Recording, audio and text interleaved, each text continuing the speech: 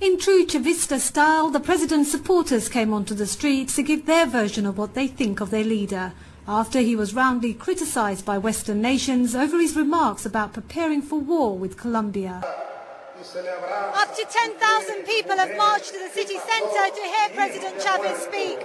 Despite all his international critics, they're here to support him, and similar demonstrations have been happening all over the country.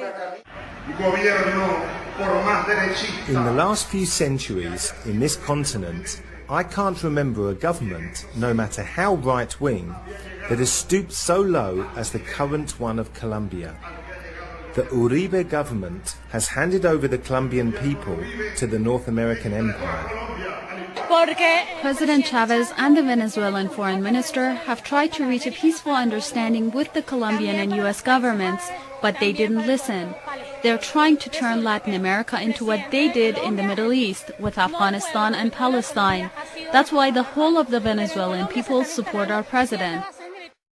Last month, Colombia signed a 10-year military deal with the US to allow it to use 7 of its military bases, which they say is to fight the drugs trade.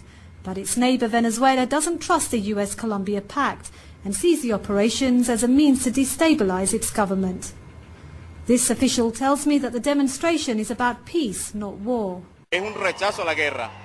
This protest is about rejecting the US military bases in Colombia and the US fleet that has been sent to Venezuela's coastline. It's about rejecting war. But at the same time, the Venezuelan people will not be intimidated in any way.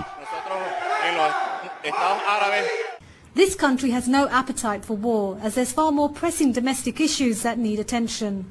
One would expect the same from the US after its disastrous military adventures in Iraq and Afghanistan. Uzma Hussain for Press TV in Karachi.